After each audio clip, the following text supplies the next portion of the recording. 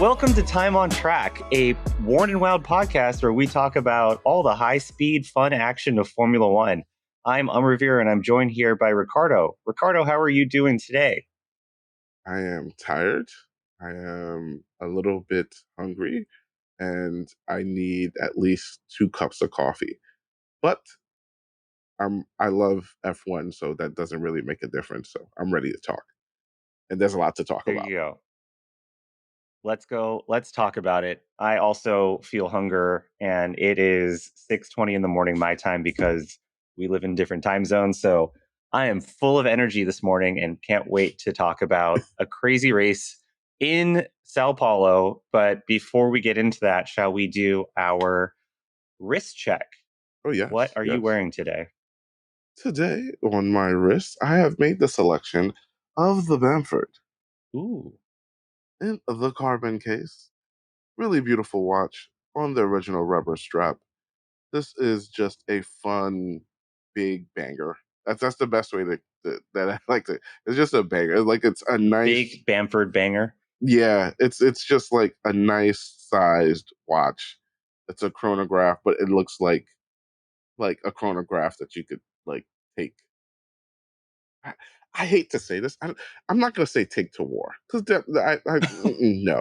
It No, just no looks one's like, taking a Bamford to war. yeah, I think it's a nice chronograph that would probably like withstand the elements. So Very that's all I'm robust. gonna say.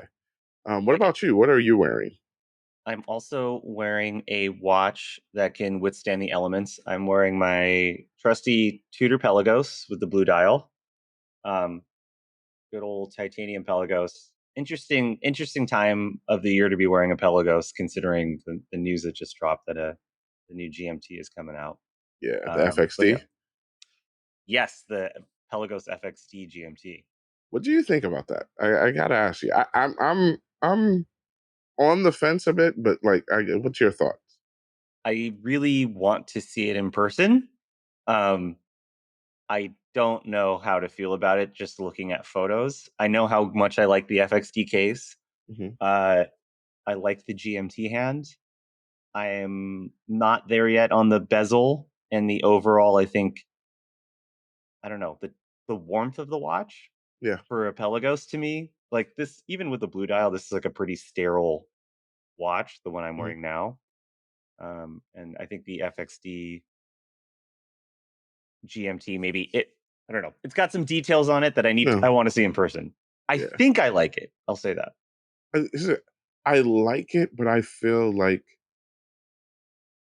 I would like to. I would like, even though it is the civilian version, I would like the civilian version of it more. If you understand what I mean. I I think I do. like, if this is the needle and this side is like more civilian everyday wear and this side is special ops, like the specific unit, it's leaning way too much to that side. And like I don't necessarily want that unless I'm tracking down like something from a specific unit. Like I'm like, oh, this is a collector's item, and this actually. I don't want something that's so directly tied, like in the military scope of things. Like, give me like the civilian version of that. Ooh, I Yeah. like that. That looks cool. Let's pull some things from that design, and here's the civilian version. It just leans a little too much to one side for me. Um, but that's just my opinion. Overall, it's nice to see the GMT um, in that form factor.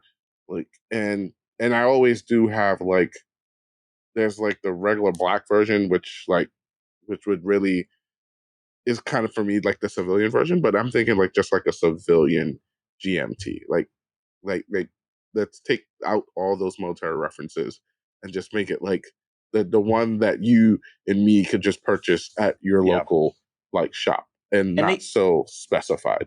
they did that with the base, not the base, the regular FXD, with the blue one being the Marine Nationale and then the Hmm. black one being quote unquote civilian. Yeah. Um, and so who knows? I think Yeah. with Tudor, if they have a hit, you're probably going to see some iteration of it. So Yeah. maybe there's I, more to I come in the future.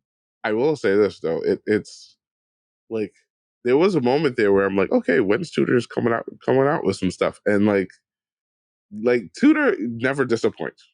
I will say that. Even if you may not like the watch, they're consistently like trying new things, dropping new watches, affordable in the grand scope of things. Hmm. Um, In the watch you know, context. yeah, but I do appreciate them for that. But yeah, I think I'm just probably just leaning more towards a civilian version of that watch. But yeah, Yeah, we'll see. I can't wait to let's see it in person. yeah. Hopefully that comes soon. But I think you were about to say it. Should we get into all of the action that happened in Brazil? Yep. Ricardo's doing a dive in sign right now. Which With for that race, I think is very on point. Yeah, there Um, was a lot of jokes about people jet skiing or riding boats this weekend because of how wet it was on track. yeah. Um, we had on this race a sprint weekend and a race and rain. So Mhm. there was so much that happened this weekend. We're going to kind of upfront just explain what all happened before diving into some of the highlights. So I'll start. Essentially, what we had opening up on Friday was some very tricky conditions. We had a practice session where we saw many cars bouncing around. I think Lewis Hamilton and Alonso were all complaining about their back. We went into a sprint qualifying where Oscar got pole. During the actual sprint, Oscar essentially won, but gave up the place to Lando just before the end. In qualifying, and qualifying was supposed to take place on Saturday, and we were also supposed to get a awesome drive from Lewis driving Ayrton Senna's McLaren. That all got delayed because of rain. Both ended up being the same day of the race. During qualifying, we saw many people crashing. We had Colapinto, Sainz, Stroll, Alonso, and Albon all went out. Max went out in Q2. Lando ended up getting pole. So it looked like it was going to be an amazing opportunity this weekend for Lando and McLaren because we had Max out in Q2, and now we have Lando on the grid with Russell and Sonoda behind him, and Max all the way back in 17th after taking a grid penalty for a new power unit. That was the start. What else, Ricardo? Then you jump into Sunday. So like you jump past Sunday. So we had, of course, Lewis with Senna's car. Which side note, man, that sound of the V10 is just it's like music to my ears. It's just mwah. Like there's got to be a way for them to making a, a planet friendly version of the V10 that still makes that sound. But Lewis was able to drive the car. Great opportunity for him jumping in straight into the race. Had a shaky race start where we saw Stroll go off on the formation lap. Calapinto actually lined up in the wrong spot because there was a gap there because trying to remember who it was couldn't start the race. And I think Albon couldn't start the race. Like Albon Correct. was just completely out of the Yep. race, so there was a little gap there. You had Russell off the line get like a really nice jump on Norris, was able to take the lead. In the back, you had Max basically jumping to 11th from 17th by turn 3 of the first lap, which like should tell you in that moment like the man was on a mission. Um, Ultimately, due to some pit strategy where we saw, Russell and Norris, they pitted when they should have pitted. But what ended up happening was right when it seemed like the race was about to get red flagged because of the rain, it did get red flagged because Colapinto crashed. It was a nasty crash. He was all right. But of course, with red flag, you have the ability to change your tires. So now those individuals who stayed out, which was basically Max, Ocon, and Gasly, ended up finishing in the top 3 of the race. Max was able to finish first. You had Alpine basically finish second and third, jump like 3 spots in the Constructors Championship to basically elevate Alpine to 6th, which was crazy. Russell finished 4th. Leclerc was in 5th. Norris was in 6th. And nail and coffin, for me, it's all said and done. Max now leads the Driver Championship by 62 points. And McLaren leads the Constructors Championship by 36 points over Ferrari.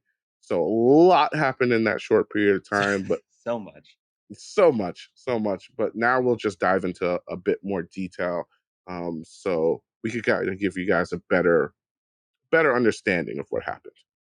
Yeah. I think given how much happened this weekend, it doesn't make as much sense to go maybe turn by turn, event by event as we normally do. But I think we should just start out talking about Max Verstappen and what this means for him. Slow clap. Let's go. I there's nothing to say. There's Yeah. nothing to say. That drive from Max may honestly be the best drive he's ever had in his career. Like I can't think of another time in his career where he was basically perfect.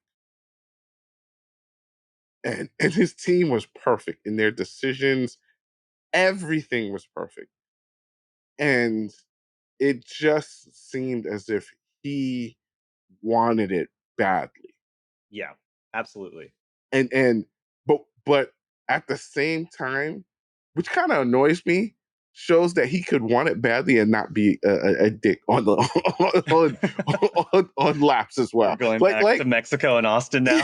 so yeah, so like it shows that there's a capacity in there for him to be a clean, fair racer and still be an amazing racer. It doesn't have to be like you don't have it doesn't it's not a package deal.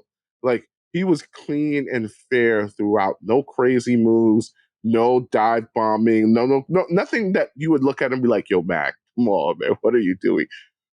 None of that. Bar, the little situation on the sprint, but he was just anxious. I take that as him being anxious. I don't take that as him being like an ASS. I just take that as him being anxious. Well, remind me what happened during the sprint with him? So with everything timing up perfectly, it's one of the main reasons I sent you specific timings for those last few laps in the sprint. Mm-hmm. Mm-hmm. It was about to go from a VSC straight into green Oh, right. racing, and Yes. he got a little anxious, got a little jump on on Oscar, was Mm-hmm. pulled up alongside him, but then fell back, and basically, I think he was penalized for that. But there was that little bit of anxiousness, but it definitely had that feeling of I can't believe I'm saying it had that feeling of going into the race. It felt like everything was going against Red Bull. Everything, like the penalties, Mm-hmm. the changes to the car, like Out it in literally Q2. the Q2. It seemed like McLaren was perfectly set up to take this, and Sunday showed us that one, McLaren is not ready for championship aspirations. They're just not in the right mindset yet. And Max Verstappen is that guy. Yeah. I think there's a lot of people that have said over the couple years, like, is Max really that good, or is it really just the car? And I think since June with the Spanish Grand Prix was the last time he won, people have been echoing that sentiment again. Um, and yeah, I don't know how many times we heard it this weekend that rain is the great equalizer. This is Mhm. where it comes down to the driver because all the cars, all the aero basically is out the window, and it's really just who's going to manhandle this car. And so if rain's the great equalizer, what does that mean for Max Verstappen? Where he What does went that from mean for Lando Norris? well, okay, here's the thing. Lando didn't have a terrible race, right? Like he I think objectively, when you look at where he started versus where he finished, that's a terrible race. But Yeah. in terms of how he raced, I don't think he was No, no, bad. I think he was bad. I think he was bad. Okay. I'm just no. I think he's bad. Lando Max raced the way Lando should have raced, and Lando raced what some people may think Max should have raced. Lando raced like someone who was ahead in the championship, Hmm. and like someone was chasing him. I didn't see any of the desperation. I didn't see any. In fact, I saw still little mistakes, like like little swerving, like especially on the starts. Like he just, I know he's tough on himself, but he's just not in that mindset yet. Like he's not ready. He is not ready for an all out battle like this, where you just have to be a little cutthroat and you really have to force the issue. Whereas like Max was driving inspired. Mhm. Like Max was driving like, listen, okay, you guys think that I'm not that good, huh? You think he has a chance? You think he has a chance? Okay, okay. That's how Max was driving. To go from 17th to 11th in like a few turns, Yeah. That's like it was pretty incredible. to weave through the field in rain or at least a wet track. The way he was driving was just like, even had there not been a red flag, like to do the whole situation where he ends up getting the free tire change. Like I just felt like eventually he was going to catch up to him. Eventually he was going to take this. Like Max in clean air, especially those last 14, 15 laps. My goodness, Yeah. those last laps were an emphatic respect my name. I Yeah, it am was that guy.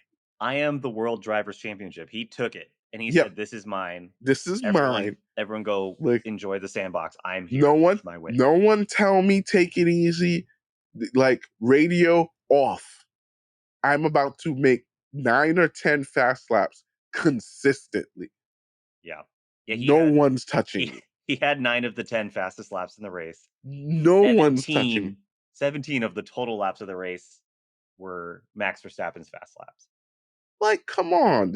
Like that was I I I could never fully be a Max Verstappen fan, but after a drive like that, I already had respect for him, but I could like he's one of the greats. He is one of the greats. You Like have to say that. there's I no agree. question about it. He is one of the greats. He is that guy. He is that good. Um, and that drive was like I don't think people understand like how crazy that drive was.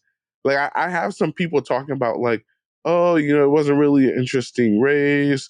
Oh, are you kidding me? This race, if you haven't been interested in this race or Mexico, the race before it, yeah, I think F1's not your sport. Yeah, it's Uh, not for you. It's not for you. It's not for you.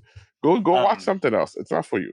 if you did enjoy it and you do like watching F1, I've got something for you guys to watch. Go on YouTube on the F1 channel, the official channel. It's about an like 8.5 minute video where it is all just the onboard cam in Max's car for all of his passes. That's actually, I think, from qualifying on. And watch that. It's got the radio messages. There's two really fun parts of that video. One, his passes through lap one from the start, where you just see him Mm, on the outside, just overtaking. His pass on Lewis Hamilton a couple laps later, mm, and then I think the pivotal moment in this race was when Russell and Norris went into the pits. They just couldn't They didn't think it was the tires could hang on with the rain.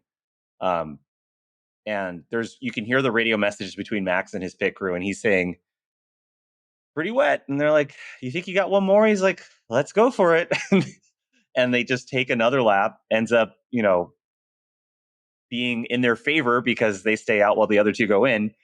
And if you see the spray that he's driving through and what it looks like and how much he's pushing it, you don't see you in the in the video of that race, like the broadcast, oh yeah, you don't see the cars until like a few meters away from the turn. All you see is a cloud. You don't even see, you see no lighting. There's no lighting in Brazil. So, so you see nothing. And out of the mist, out of the rain, a car just magically appears. super sketchy, super sketchy. Super Yeah, like just magically appears like it's some car show and they're presenting a new a new collection or a new series.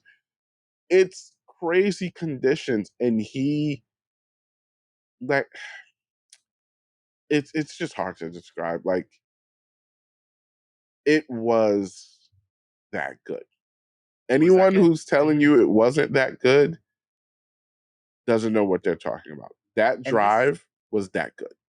and this is why when I think the whatever summer break, we were all talking about Lando Norris and could he do it? Like, does he have a chance to win the World Drivers Championship? And I think a lot of people were optimistic about it.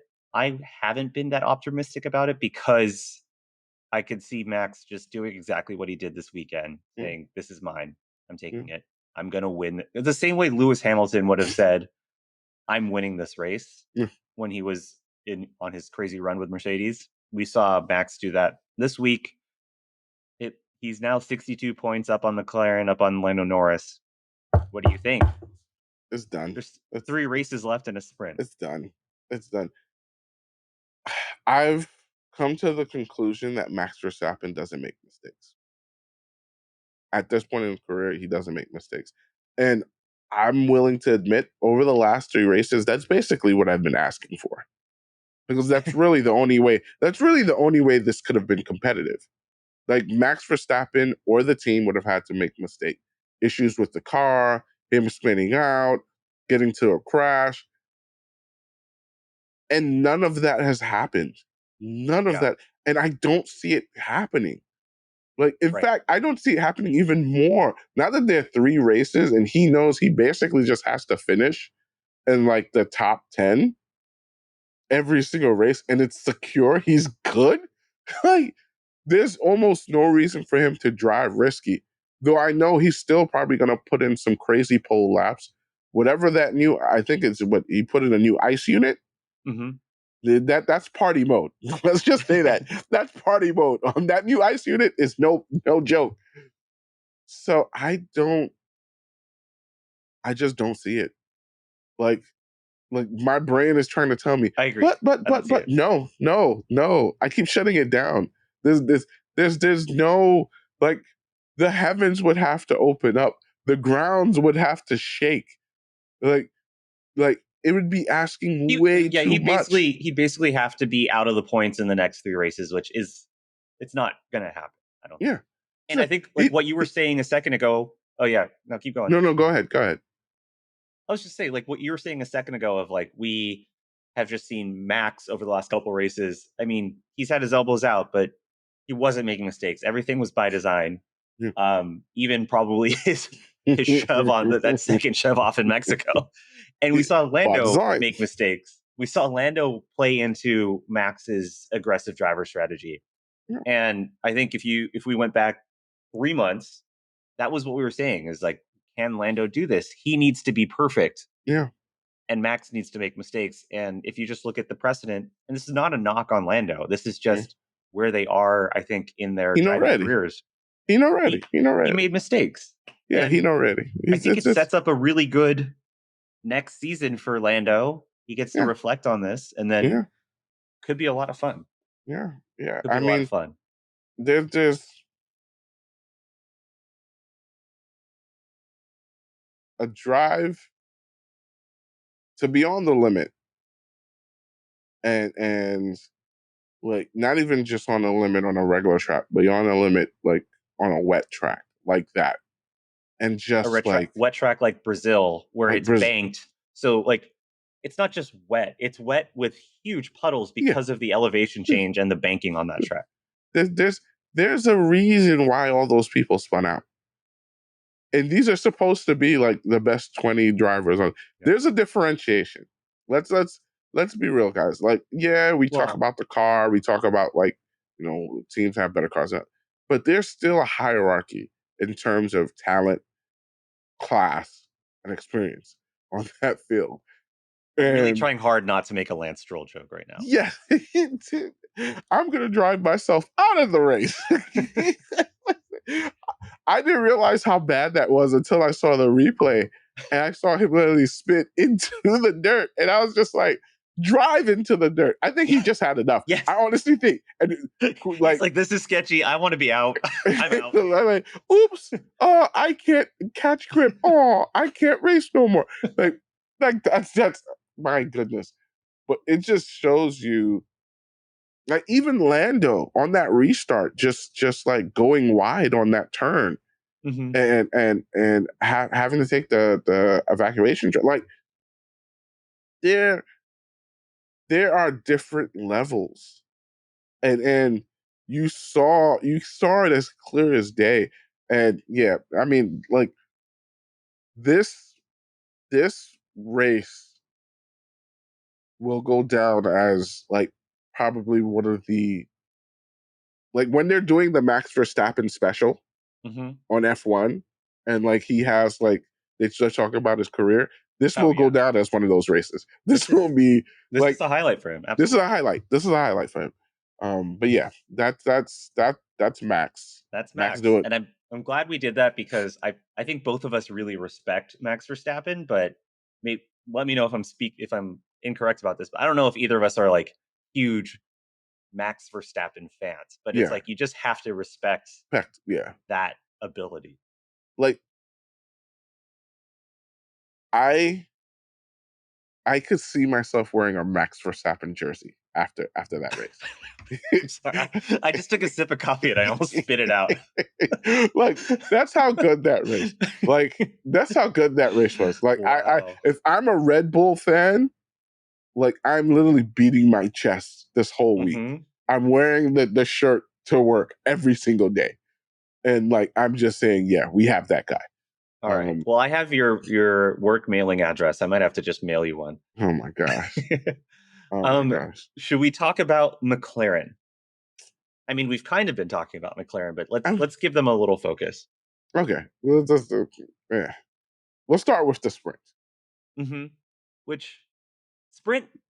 Watching that sprint, I mean, knowing now what happened, it's not as important. But when during the sprint race, I was like, with Oscar in front, it felt seat of the pants. I mean, seat of the pants.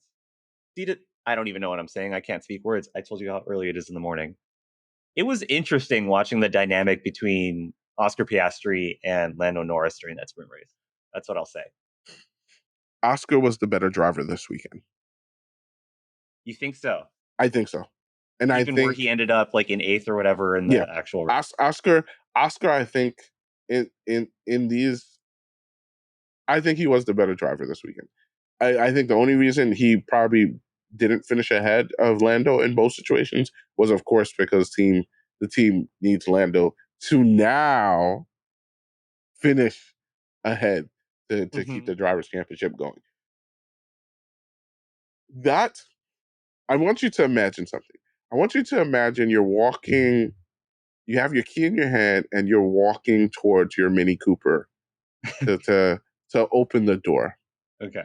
As you're about, let's say, 10 feet away, you start to fumble, slip, you do a backflip. All intents purposes, it looks like you're about to fall. But then in the last moment, your hand stretches out and the key goes into the slot perfectly, and you're able to open the door. And it seems as if nothing happened. That was the sprint race for McLaren. That was the sprint race. Like, they literally did everything they shouldn't have done, took too long to do certain things, and then had the audacity after the race to be like, "Oh yeah, that's how we planned it. That's we planned all these things. This was all strategy. Like, we knew we had to do this." And I'm sitting there like, "Fool! Like, stop this mess! Like, you guys from jump, like, we're talking about, oh yeah, we're the deltas and everything. Here's how I saw that race. Oscar was better than Lando. Oscar was basically being asked to hold back so that Lando could still have DRS, but in turn, by doing that, that end up keeping Leclerc and Verstappen within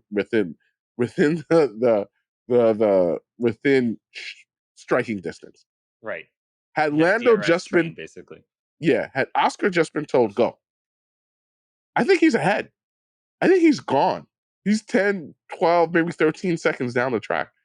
And Lando just didn't have it this weekend. I honestly feel like Lando just didn't have it this weekend. And if I'm if I'm Oscar, like, I'm just like, okay, I did it for the team. But I honestly believe like Oscar, especially in the sprint, had Mm-hmm. pace. We saw with clear air just how strong cars were, a la Max Verstappen, just like fast lap after fast lap after fast lap.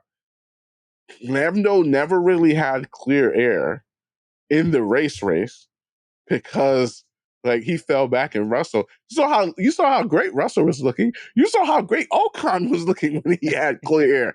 Yep. Like Ocon clear was air flying. mattered in this race. It just did. And which is why I honestly believe when Oscar was racing in the sprint, had he just been left to his own devices, he would have been gone. The only reason I think he was back there was to keep Lando and keep giving Lando DRS and keep giving him like the ability to come back. Because then I look at the race where there were moments where like Lando was behind Oscar for quite a while, and it really Mm-hmm. felt like he just couldn't keep up.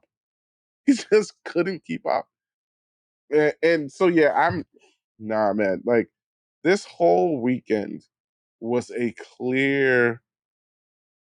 clear like example of how McLaren, and I don't say this to be mean, like you really do need the experience to be a contender. Like it's hard to be a contender when you've never really been like you and your current like setup, current Mm-hmm. individuals have never really been in it had been in that kind of area, in that zone. So like whereas Red Bull like from top down, they've experienced success and they know what to do. Like with McLaren, like it just they this weekend is just wasn't there. It just Yeah. wasn't there this weekend. Right. And I think we saw that during the race with it just wasn't happening for them. They pitted. I think you're right. They pitted at the right time, like in terms of safety and expecting the rain to come in. And that was Lando's luck there. And I use the word luck because Lando Norris used that word in the post race. And yeah, wasn't a great weekend for McLaren. It seems like it's technically not over for Lando Norris, but I think um, it's probably over. And Yeah, so my question it's for you is wasn't a great weekend for Ferrari either, especially for Carlos Sainz because he crashed out both in qualifying and the race. Um, do we still think McLaren are the favorites for the constructors with them leading 36 points over Ferrari and then I think a decent amount over Red Bull? I think if Ferrari puts their head down, they take it. I honestly do. I think right now the two of them, Carlos Sainz and Charles Leclerc, I'd put money on them over Oscar Piastri and Lando Norris. I just feel like Lando's not quite there. And I think this driver's like, who knows? Maybe now that he's kind of out of it, in our opinions, maybe he drives a little bit more inspired and a little more loose, It's and not possible. tense. So who knows? But like if someone says like Ricardo put money on it, who do you think? I'm actually saying Ferrari. I think Ferrari may sneak past. I think the combination of Leclerc and Sainz really wanting to like finish on a high note. I think I think they go ahead. Yeah, Sainz has said as much. I mean, I would be rooting for a Ferrari's Constructors Championship. I think just as a car person, just that lore of Ferrari and motorsports, having them on the top of constructors for Formula One would be pretty awesome. Um, Mm. but yeah, so McLaren not the best weekend, Lando not doing so well. This was a very condensed way of describing what was an action packed weekend in Brazil. Mhm. Some other highlights I think to talk about: Mercedes, not a great weekend for Mercedes either. Um, George, if you want to listen to one onboard, listen to George Russell the lap before they pit him. He's saying, "Let's stay out. I'm going to stay out. I've got more tire. Let's keep going. Let's keep going." And they go, "Understood. Box box." And he's like, "What?" And they're like, "Box box." They're like, "We don't care. We don't care what you're seeing on the ground. You're pitting now." Yep. And then when the red flag comes in, listen to that onboard. Yeah. It's just Russell swearing, Yeah. Yeah. just Listen, nonstop. it between Russell swearing nonstop and Lewis basically saying this car is undrivable and Mm-hmm. it's bouncing a lot and it's starting to hurt. Like they, I think Russell in his mind is just like, okay, what did I sign up for? like, what did I sign up for here? Like, come on, guys, what did I sign up for here? Lewis is probably like walking by, patting him on the back, like, Yeah. I mean, Russell had a legitimate shot at winning this race. yeah, If his pit crew listened to him, and I understand that's always not the case. You shouldn't always listen to the driver mm, because you're seeing data they're not seeing. But if they listened to him and he stayed out and was ahead of Ocon going into that red flag, he had pace as well. But yeah, yeah, Lewis walking by saying peace, that is not even hyperbole. He said at least twice, I counted, I can't wait for December. I'm ready for December. yeah, yeah. Dude, He, he said, yo, when he was driving Senna's car, he said, that's a race car. I would race in that today. a 30 plus that year old a 30 plus year old F1 car with a clutch pedal and an actual gear shift. that's all you needed to hear from him. That's all that's a man who's just had enough. Like Mm-hmm. like Lewis will gladly jump into Marina Bay at the end of this year and, and literally swim away from the team and find the dock closest to Ferrari and come up and surface up there. Like he's done. He is so done. And I feel for him because like I I don't even feel for him. Like I feel like this season has been like all the vindication that you needed. Like It's been a if roller there coaster at yeah, Mercedes. if there was a moment where you questioned his decision, I can understand people questioning Ferrari's decision. You know, his age, whatever. Cool. Mm-hmm. But there is really no data right now that you could pull out to even make me think to question his decision to go to Ferrari. There That is Silverstone nothing. race where he won in the Mercedes in the UK, I was like, oh my gosh, Mercedes is back. They're going to finish out the season. It did No, not that happen. yeah, no. That was more Lewis Hamilton in the rain and less Yeah. Mercedes is on a high note. Like it's man, the soothsayer. He saw the writings on the wall and he just said, "I am out. I am done. I like you guys don't listen to me. You don't take me seriously. When I make suggestions, you guys laugh in my face. I am gone. Visa, but boy, I'm coming. I'm coming. He'll be like, welcomed with open arms. oh yeah. Except by Charles Leclerc, who's all of a sudden gonna be like, crap. Yeah. It's going to be a fun Um, battle between them next season. yeah.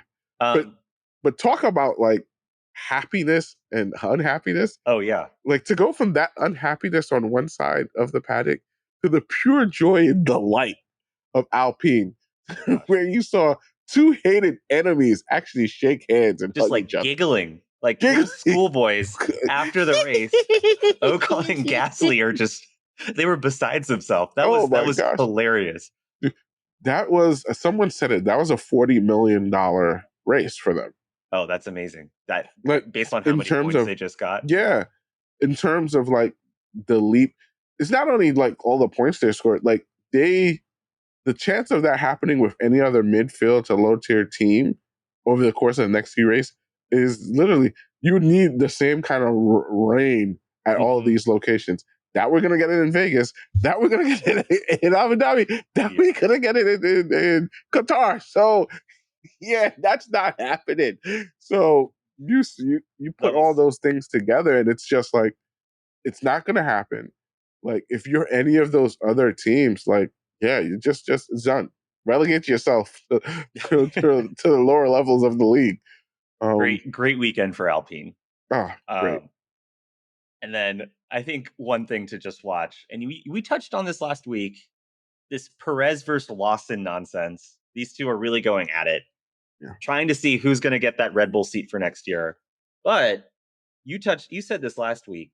There's some noise with Red Bull and Williams, and I think we were talking about Sainz being the noise, but I'm hearing stuff about that noise actually being about Pinto? Colapinto. Yeah. Yeah. I'm beginning, especially after the news that just broke today with Kick Sauber. What was that news? I don't know it yet. Yeah, Live they're not breaking going to news. renew.